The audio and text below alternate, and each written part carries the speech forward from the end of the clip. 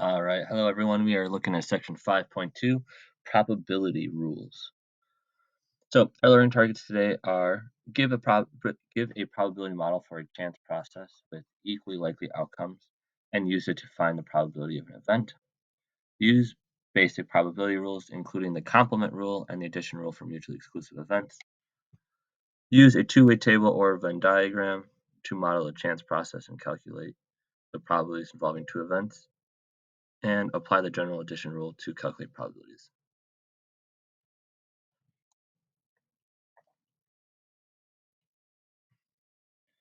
So, probability models. In section 5.1, we use a simulation to imitate a chance behavior. Think about that. We were using a random number generator to create the situation if getting heads or tails on a coin. But now, fortunately, we don't have to always rely on simulations to determine the probability of a particular outcome. We can just do the outcome. So, a probability model is a description of some chance process that consists of two parts: a list of possible outcomes and the probability of each outcome.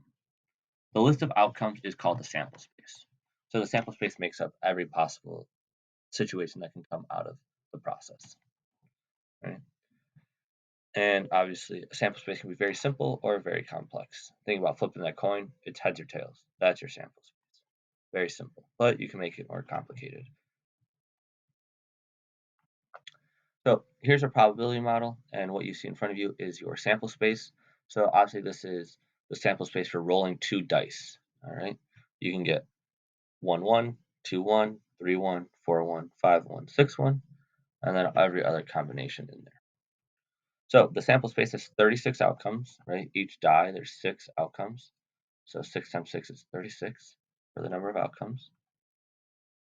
And each dice is fair, which means each outcome is equally likely. So each outcome has a probability of 1 out of 36.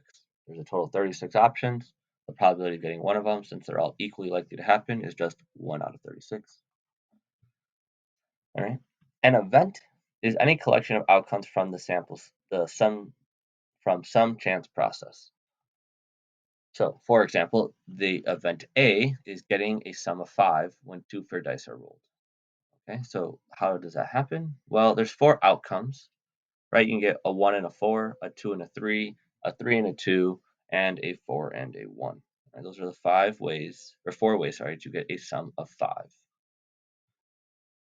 And then again, since each outcome is equally likely, right? This is 1/6 or 1 out of 36 chance of happening. 1 out of 36, 1 out of 36, 1 out of 36.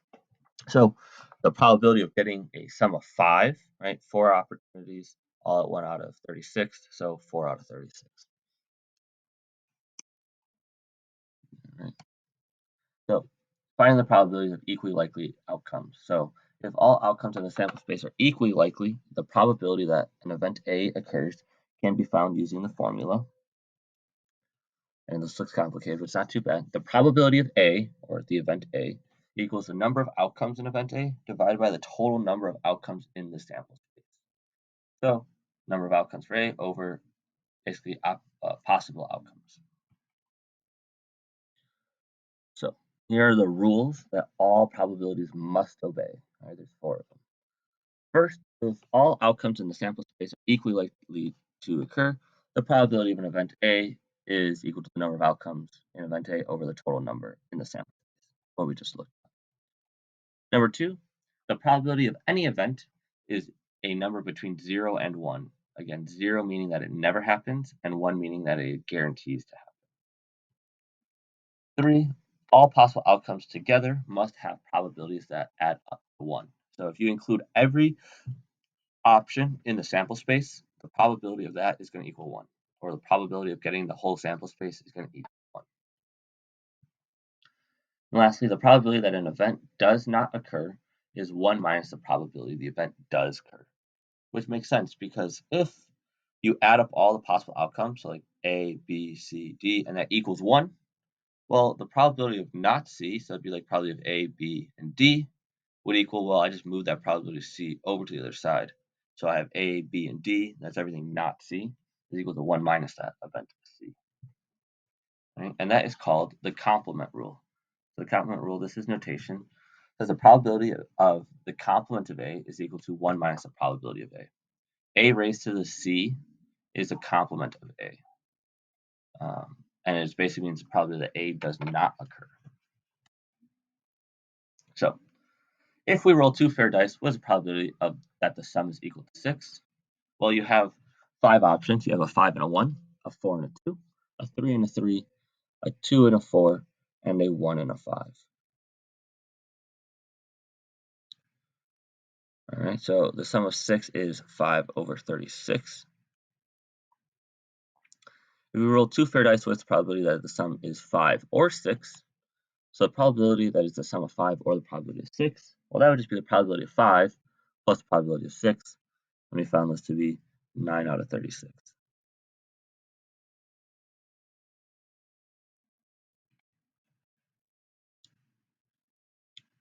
And so, two events A and B are mutually exclusive or disjoint if they have no outcomes in common, and so can never occur together. Essentially means that the probability of A and B occurring is 0. Let's talk about this, right? If the 2 dice add up to be 5, there's no way that the 2 dice could add up to be 6. There's no way that those both can occur at the same time here. So they're mutually exclusive because the probability of getting A and B at the same time is equal to 0. And so that's why these are mutually exclusive or disjoint sets. The addition rule for mutually exclusive disjoint events, A and B, says that probability of A or B is equal to probability of A plus probability of B. So if you know they're mutually exclusive, the way to find the probability of A or B is just add up the individual probabilities together. And note, like I said, this only works for mutually exclusive events or disjoint events. So we're going to take those probability rules and put them in symbolic form. So for any event A, the probability of getting an A is between 0 and 1. If S is a sample space, the probability of getting that sample space is equal to 1. Right? If you add up all the events in the sample space, it equals 1. In any case, if the events are equally likely to occur, the probability of A is equal to the number of outcomes in an event A divided by the total number of outcomes. And then the complement rule, the probability of A complement is equal to 1 minus the probability of A. And then the addition rule for mutually exclusive events. If A and B are mutually exclusive, probability of A or B is equal to probability of A plus probability of B.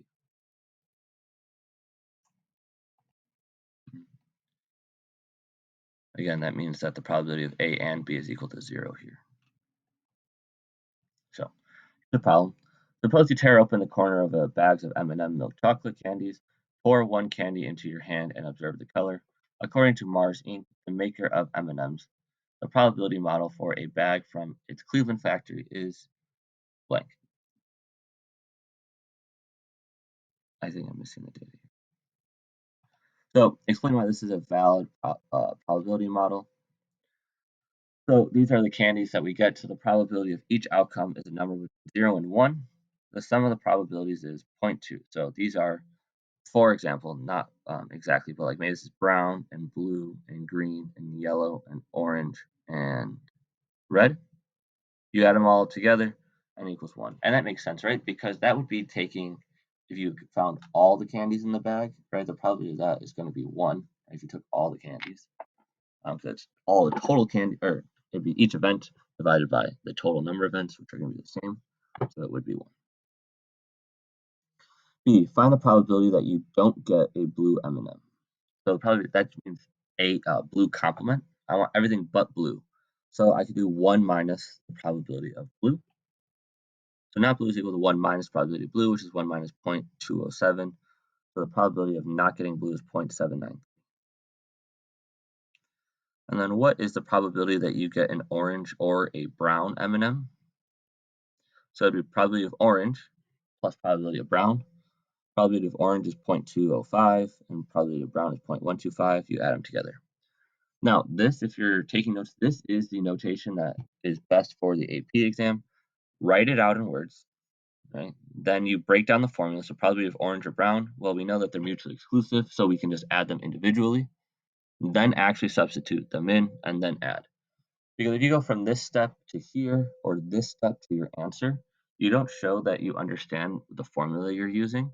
And then you also, maybe you just picked the wrong number. And if you see that here, you can get more partial credit because they can see the mistake that you made. Versus if you just jump to the end and it's the wrong number, they have no idea what mistake you might have made. Mhm. Two-way tables, probability, and general addition rule. So there are two different uses for the word or in everyday life.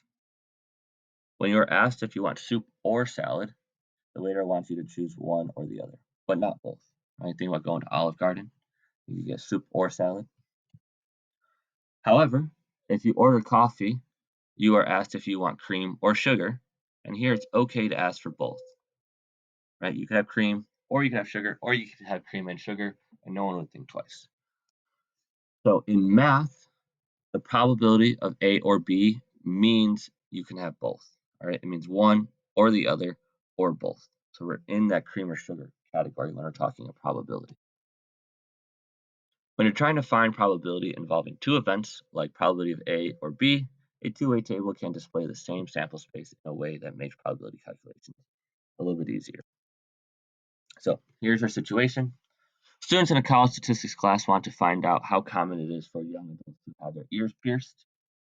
They record data on two variables, gender and whether or not the students had a pierced ear, for all 178 people in the class. The two-way table summarizes the data. Suppose we chose a student from the class at random.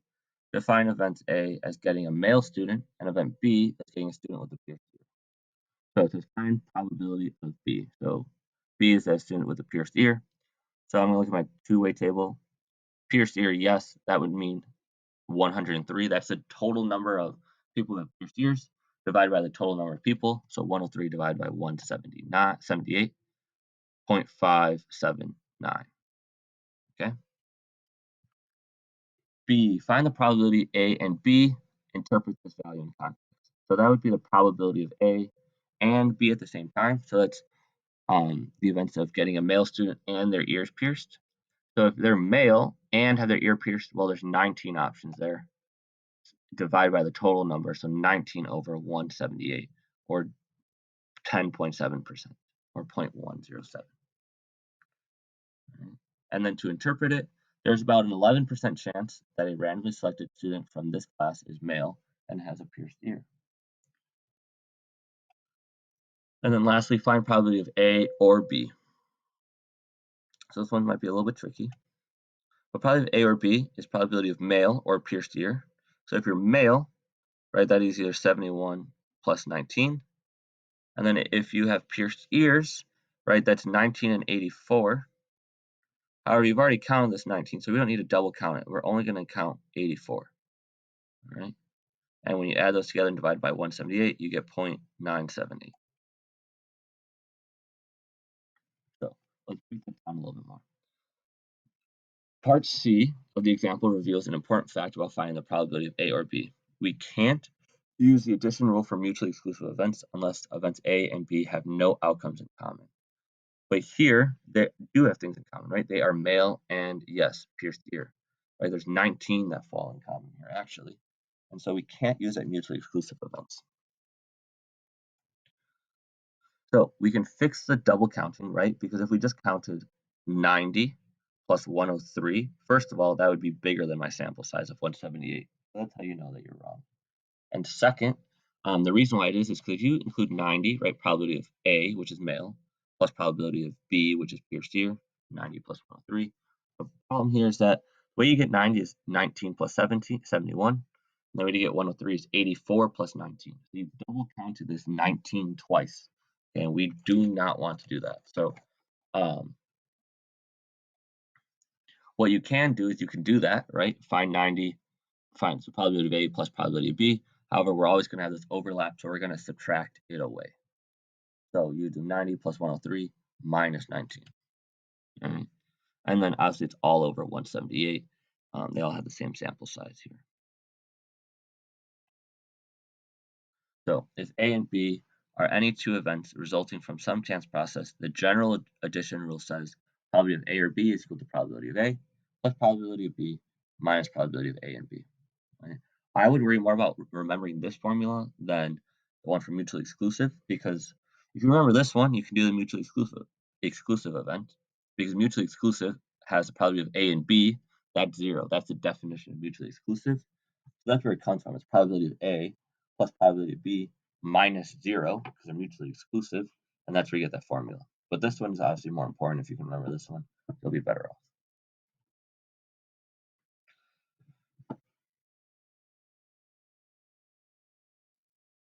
And so just a small vocabulary word, the probability of A and B, right? The events A and B occurring is called joint probability, because they're joined together a little bit by that and. And if joint probability is 0, then the events are called disjoint or mutually exclusive. And then you could just add the two individuals together. A survey, another problem. A survey of all residents in a large apartment complex reveals that 68 use Facebook, 28 use Instagram, and 25 do both. Suppose we select a resident at random. What's the probability that the person uses Facebook or uses Instagram? So, just with our formula, probability of Facebook or Instagram, right? F or I would be probability of F plus probability of I minus both of them, probability of F and I. So it's 0.68 plus 0.28 minus 0.25 to give me 0.71. This is a good reminder also. It's a lot easier to do math, especially calculations, in decimals, not in percentages.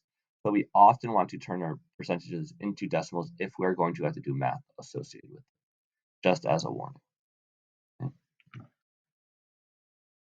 So there's another way to solve that problem back there, and it's using a Venn diagram for probability.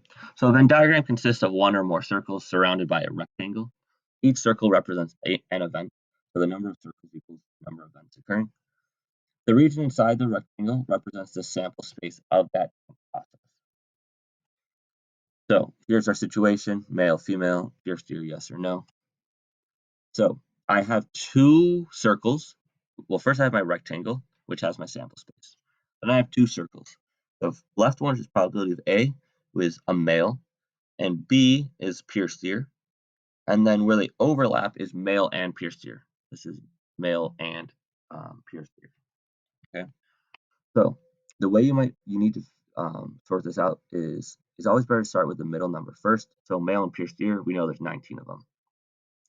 What I just am tracing right here, right? So it's inside circle A, but not including this middle part, so it's cut out here.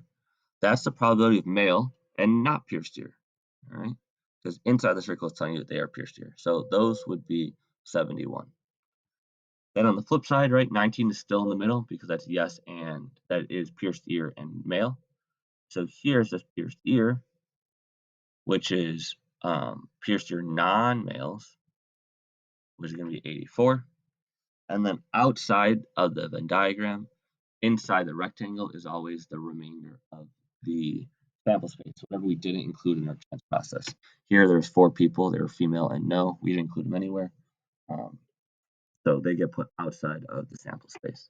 Sorry, they get put outside the Venn diagram, but stay within the sample space because they still have an opportunity of coming.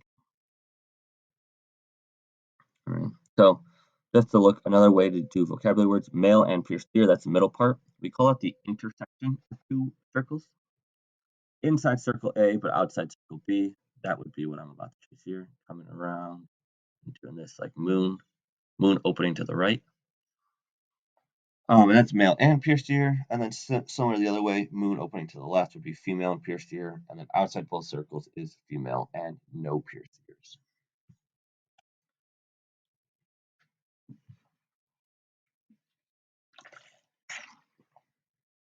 So this Venn diagram is a little bit smaller just because it only has one event, right? The square is still the sample space and the event is the circle.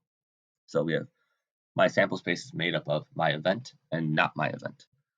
And so that's why we have the complement of A contains exactly the outcomes that are not in A. It's everything else. Right? If A is defined by the circle, the complement is everything outside of it. It's everything A is not. The intersection of the events A and B are A intersection B. This is read as A intersects B. This symbol means intersect.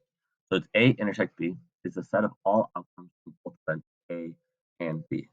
Right? So intersection means and, but the symbol really means intersection.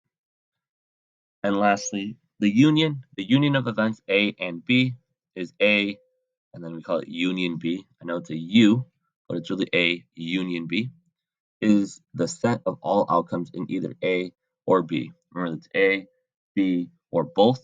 So we probably find probability of A plus probability of B minus the overlap. You double count the overlap. This is just a little note on the side. Obviously, U is probably easier because U for union and then N for intersection. But make sure we don't call it U or N, right? It is the union symbol and it is the intersection symbol. So we should call it the proper names. Mhm. So we're going to do that same Facebook, Instagram, and both, but using a Venn diagram. So make a Venn diagram where F is the uses Facebook and I uses Instagram. So I have my box, two circles. Always easier to start with the middle first if you know it. 25% do both. So I put 25% in. And then Facebook, 68 use Facebook, but that's including the people using just Facebook and Facebook plus Instagram, right? So to find out just Facebook, because just Facebook is this category here, right? This main section, that would be the probability of Facebook minus the probability of Facebook and Instagram. You just can't double count, right? You can't double dip this one in. The easiest way to understand you can't is if you just added them all up, 68% plus 28% plus 25. That's easily over 100%. I think it's like 120%, 121% maybe.